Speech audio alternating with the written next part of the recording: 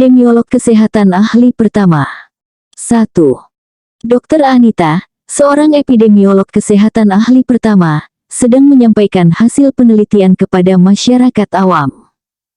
Prinsip komunikasi efektif yang paling tepat diterapkan dalam situasi ini adalah A.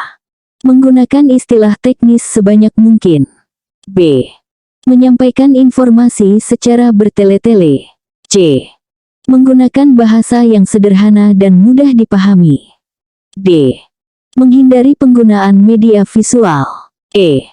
Berbicara dengan cepat untuk menghemat waktu. Jawaban yang tepat dari soal di atas adalah C. Pembahasan dari pertanyaan di atas yaitu, bahwa prinsip komunikasi efektif yang tepat saat menyampaikan informasi kepada masyarakat awam adalah menggunakan bahasa yang sederhana dan mudah dipahami. Hal ini memastikan pesan dapat diterima dengan baik oleh audiens yang mungkin tidak familiar dengan istilah-istilah epidemiologi. 2. Dalam mengatasi hambatan komunikasi saat presentasi hasil surveillance, langkah terbaik yang dapat diambil oleh epidemiolog kesehatan ahli pertama Budi adalah A. Mengabaikan pertanyaan yang sulit. B. Menggunakan jargon medis tanpa penjelasan. C. Mempercepat tempo bicara. D. Menggunakan analogi dan contoh konkret. E. Menghindari umpan balik dari audiens. Jawaban yang tepat dari soal di atas adalah D. Pembahasan dari pertanyaan di atas yaitu, bahwa menggunakan analogi dan contoh konkret merupakan cara efektif untuk mengatasi hambatan komunikasi, terutama ketika menyampaikan informasi kompleks. Hal ini membantu audiens memahami konsep-konsep epidemiologi yang mungkin asing bagi mereka. 3. Dr. Citra, epidemiolog kesehatan ahli pertama, sedang melakukan wawancara dengan pasien suspek wabah. Keterampilan komunikasi nonverbal yang paling penting dalam situasi ini adalah A. Berbicara dengan suara keras. B. Menghindari kontak mata. C. Mempertahankan postur tubuh yang terbuka. D. Menggunakan gerakan tangan berlebihan. E. Menunjukkan ekspresi wajah yang berlebihan. Jawaban yang tepat dari soal di atas adalah C. Pembahasan dari pertanyaan di atas yaitu, bahwa mempertahankan postur tubuh yang terbuka merupakan keterampilan komunikasi nonverbal yang penting dalam wawancara. Hal ini menunjukkan keterbukaan, empati, dan membantu membangun kepercayaan dengan pasien. 4. Dalam menangani konflik dengan rekan kerja mengenai interpretasi data epidemiologi, strategi manajemen konflik yang paling efektif bagi epidemiolog kesehatan ahli pertama Dian adalah A. Menghindar dan menolak diskusi.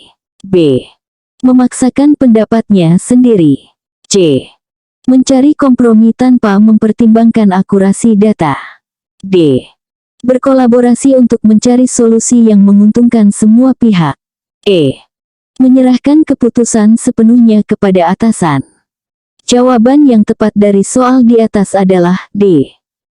Pembahasan dari pertanyaan di atas yaitu, bahwa berkolaborasi untuk mencari solusi yang menguntungkan semua pihak adalah strategi manajemen konflik yang paling efektif.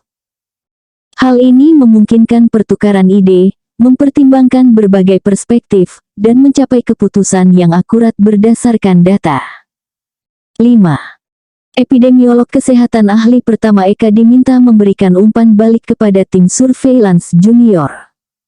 Cara paling konstruktif dalam memberikan umpan balik adalah A. Hanya fokus pada kesalahan yang dilakukan. B. Memberikan kritik tanpa solusi. C. Menyampaikan pujian dan area perbaikan secara spesifik. D. Menghindari pemberian umpan balik langsung. E. Membandingkan kinerja antar anggota tim. Jawaban yang tepat dari soal di atas adalah C. Pembahasan dari pertanyaan di atas yaitu, bahwa menyampaikan pujian dan area perbaikan secara spesifik merupakan cara paling konstruktif dalam memberikan umpan balik. Hal ini memotivasi tim dan memberikan arah yang jelas untuk pengembangan. 6. Dr. Fajar, seorang epidemiolog kesehatan ahli pertama, sedang menyusun strategi advokasi untuk program vaksinasi baru. Pendekatan yang paling efektif dalam situasi ini adalah A. Menggunakan data statistik tanpa interpretasi. B. Mengandalkan opini pribadi tanpa bukti. C. Mengombinasikan data ilmiah dengan narasi yang menarik. D. Fokus hanya pada keuntungan jangka pendek. E. Mengabaikan potensi kekhawatiran masyarakat. Jawaban yang tepat dari soal di atas adalah C. Pembahasan dari pertanyaan di atas yaitu, bahwa mengombinasikan data ilmiah dengan narasi yang menarik merupakan pendekatan advokasi yang efektif. Hal ini memungkinkan penyampaian informasi yang akurat sekaligus mudah dipahami dan menarik perhatian audiens. 7. Dalam membangun koalisi untuk advokasi kebijakan kesehatan masyarakat, langkah kritis yang harus diambil oleh epidemiolog kesehatan ahli pertama Gita adalah A. Mengabaikan pihak-pihak yang memiliki pandangan berbeda. B. Memaksakan agenda pribadi kepada semua anggota koalisi. C. Mengidentifikasi dan melibatkan stakeholder kunci dari berbagai sektor. D. Menghindari penetapan tujuan bersama. E. Membatasi komunikasi hanya dengan sektor kesehatan. Jawaban yang tepat dari soal di atas adalah C. Pembahasan dari pertanyaan di atas yaitu, bahwa mengidentifikasi dan melibatkan stakeholder kunci dari berbagai sektor merupakan langkah kritis dalam membangun koalisi yang kuat. Hal ini memastikan representasi berbagai perspektif dan sumber daya yang diperlukan untuk advokasi yang efektif. 8. Dr. Hadi, epidemiolog kesehatan ahli pertama, sedang mengevaluasi keberhasilan program advokasi pencegahan penyakit menular. Indikator terpenting untuk mengukur efektivitas advokasi tersebut adalah A. Jumlah pertemuan yang diadakan. B. Besarnya anggaran yang digunakan. C.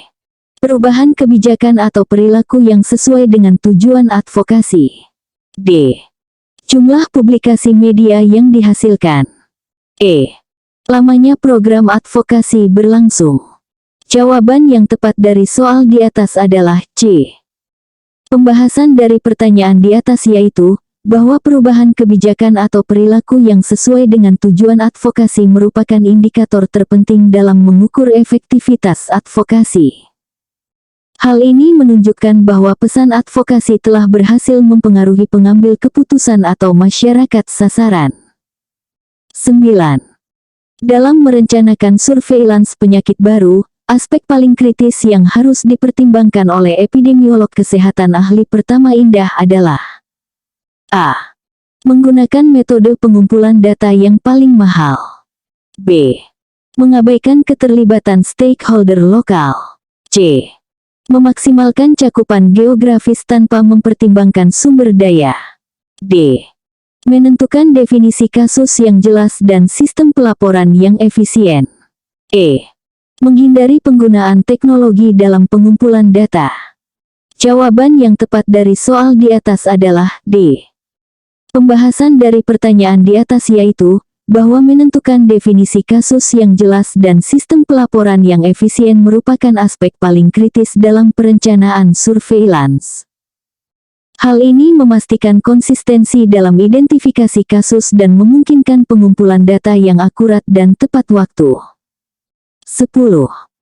Dr. Joko, seorang epidemiolog kesehatan ahli pertama, menghadapi keterbatasan anggaran dalam pelaksanaan investigasi wabah.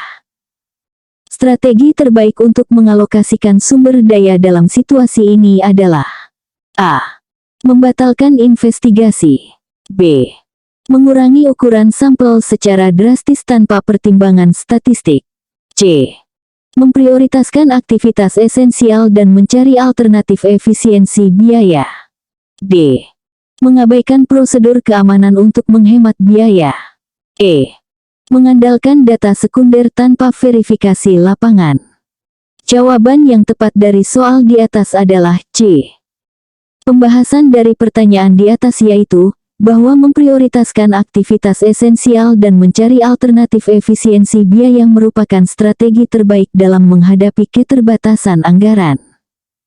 Hal ini memungkinkan pelaksanaan investigasi yang efektif sambil tetap mempertahankan kualitas dan integritas data. 11. Dalam membagi tugas tim investigasi KLB, prinsip yang harus diutamakan oleh epidemiolog kesehatan ahli pertama Kartika adalah A. Memberikan tugas yang sama kepada semua anggota tim. B. Mengalokasikan tugas berdasarkan senioritas tanpa mempertimbangkan keahlian. C. Menugaskan semua pekerjaan lapangan kepada anggota junior. D. Menyesuaikan tugas dengan kompetensi dan pengalaman masing-masing anggota. E. Menghindari rotasi tugas untuk menjaga konsistensi. Jawaban yang tepat dari soal di atas adalah D. Pembahasan dari pertanyaan di atas yaitu, bahwa menyesuaikan tugas dengan kompetensi dan pengalaman masing-masing anggota merupakan prinsip utama dalam pembagian tugas tim. Hal ini memaksimalkan efektivitas tim dan memastikan setiap aspek investigasi ditangani oleh personel yang paling kompeten. 12. Dr. Lina, epidemiolog kesehatan ahli pertama, sedang merancang sistem monitoring untuk program pengendalian vektor. Komponen kunci yang harus dimasukkan dalam sistem ini adalah A. Pengumpulan data tanpa mempertimbangkan kualitas. B. Analisis data yang kompleks tanpa interpretasi. C. Indikator kinerja yang jelas dan mekanisme umpan balik yang tepat waktu. D. Pelaporan yang ekstensif tanpa tindak lanjut. E. Evaluasi program yang dilakukan hanya di akhir tahun. Jawaban yang tepat dari soal di atas adalah C. Pembahasan dari pertanyaan di atas yaitu, bahwa indikator kinerja yang jelas dan mekanisme umpan balik yang tepat waktu merupakan komponen kunci dalam sistem monitoring. Hal ini memungkinkan penilaian efektivitas program secara berkelanjutan dan penyesuaian strategi jika diperlukan. 13. Dalam mengkoordinasikan respons multisektor terhadap pandemi, tantangan utama yang dihadapi epidemiolog kesehatan ahli pertama Maya adalah A. Menghindari keterlibatan sektor non-kesehatan. B. Menyeragamkan pendekatan untuk semua sektor tanpa mempertimbangkan kekhususan. C. Mengelola perbedaan prioritas dan protokol antar sektor sambil menjaga keselarasan tujuan. D.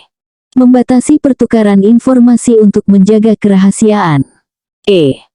Mengabaikan kontribusi sektor swasta dalam respons. Jawaban yang tepat dari soal di atas adalah C. Pembahasan dari pertanyaan di atas yaitu, bahwa mengelola perbedaan prioritas dan protokol antar sektor sambil menjaga keselarasan tujuan merupakan tantangan utama dalam koordinasi multisektor. Hal ini memerlukan komunikasi yang efektif, fleksibilitas, dan fokus pada tujuan bersama dalam penanganan pandemi. 14. Dr. Nadia, epidemiolog kesehatan ahli pertama, diminta untuk mengevaluasi efektivitas program surveillance. Metode evaluasi yang paling komprehensif adalah A. Hanya menilai jumlah kasus yang dilaporkan. B. Fokus pada biaya program tanpa mempertimbangkan outcome. C. Menggunakan pendekatan multimetode yang mencakup aspek kuantitatif dan kualitatif. D. Mengandalkan evaluasi internal tanpa masukan eksternal. E. Membandingkan dengan standar internasional tanpa kontekstualisasi lokal. Jawaban yang tepat dari soal di atas adalah C. Pembahasan dari pertanyaan di atas yaitu, bahwa menggunakan pendekatan multimetode yang mencakup aspek kuantitatif dan kualitatif merupakan metode evaluasi yang paling komprehensif. Hal ini memungkinkan penilaian yang holistik terhadap efektivitas program, termasuk aspek-aspek yang mungkin tidak terukur secara kuantitatif. 15. Dalam menyusun laporan epidemiologi untuk pemangku kebijakan, elemen kritis yang harus diperhatikan oleh epidemiolog kesehatan ahli pertama Oscar adalah A. Menggunakan bahasa teknis yang kompleks. B. Menyajikan data mentah tanpa interpretasi. C. Memberikan rekomendasi yang jelas berdasarkan analisis data. D. Menghindari visualisasi data untuk menghemat ruang. E. Fokus pada detail metodologi tanpa menyajikan temuan utama. Jawaban yang tepat dari soal di atas adalah C. Pembahasan dari pertanyaan di atas yaitu, bahwa memberikan rekomendasi yang jelas berdasarkan analisis data merupakan elemen kritis dalam laporan epidemiologi untuk pemangku kebijakan. Hal ini membantu pengambil keputusan memahami implikasi temuan dan mengambil tindakan yang tepat berdasarkan bukti ilmiah.